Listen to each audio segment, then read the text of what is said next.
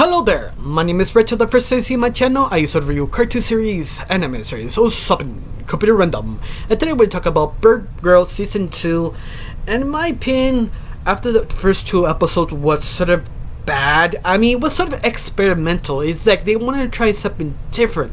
And nothing wrong with that, is that they feel they did 2 episodes more than they need to. They needed to do 1 episode because you have a limit of 6 episodes. Because of that, I think that kind of hurts it a little bit. But one thing I kind of glad they started changing it up after the 3rd episode. The 3rd episode decided to why not focus on one thing and focus on that and focus on the comedy. They sort of dropped up sort of Sakaracho horror that I did like. I kind of disappointed they sort of dropped it, but sort of kind of lean to it just a little bit. Instead of like season 1, they really lean into it completely. This one they sort of backpedal just a bit, and that just focus on more about the characters. One of them is the 3rd episode. It focused on Birdgirl sort of doing something else and let her secondary command to take charge, Mera, that they want her to take charge because of her product, that she can help people calm down because her power to control people's mind, willingly or not willingly. But a little bit that sort of built her sort of interesting sort of depiction of her mental state, that she received so many mental thoughts of bad things. She sort of could not control it. She could not give advice, and that itself, that was sort of interesting because that done a very creative way that I was sort of surprised.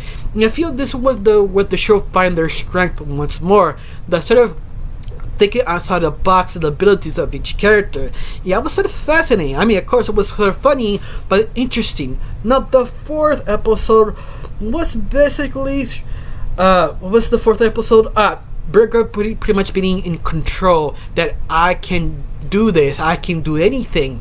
And yet she was sort of puppeteered by her co-workers to do things that she doesn't want, but at the same time she needs to be in control. She can have confidence to do things in the company, and yet she wasn't sure her friends are doing the right thing or even stand up to her because she kind of lacks confidence. At the same time, it's kind of ironic.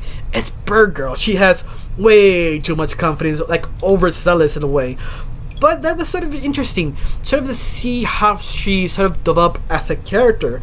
Of course, you have the episode 5 of this new villain challenging Birdgirl, but Birdgirl is sort of infatuated with it. She is sexually aroused with this evil villain.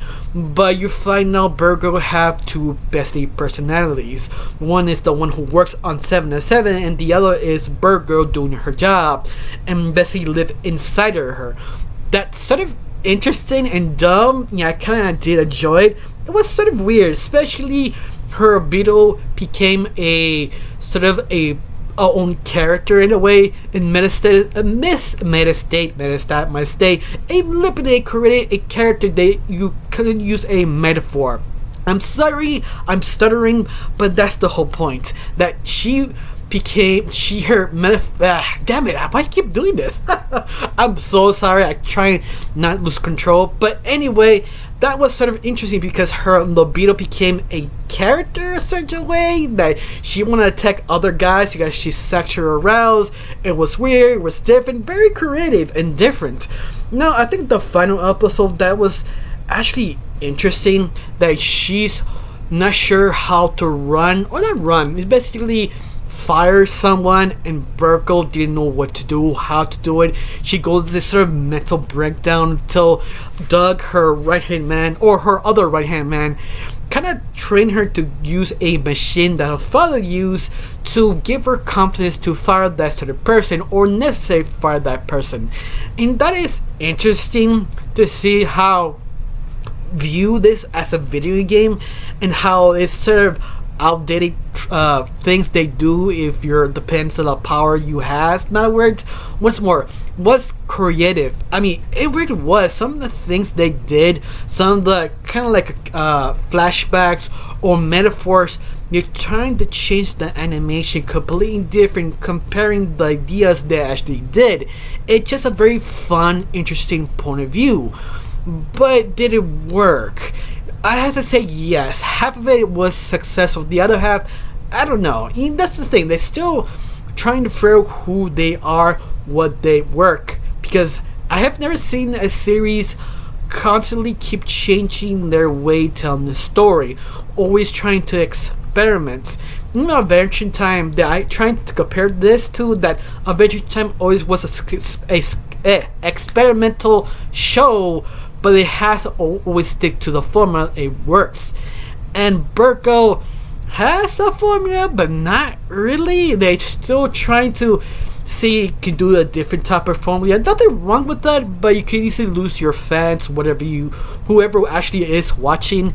To me, I did enjoy that sort of explanation of different things, and the explanation of Birdgirl, who she is, the things she is, doing the right thing, trying to change the company, even other people are using her or telling she's doing the right thing, that her job is just so complicated.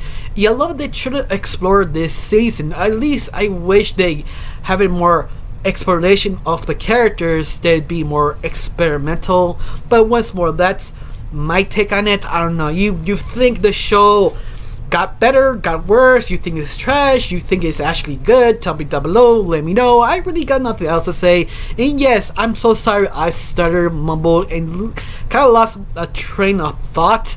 I'm sorry, but for right now, I got really nothing else to say. Just thank you for watching.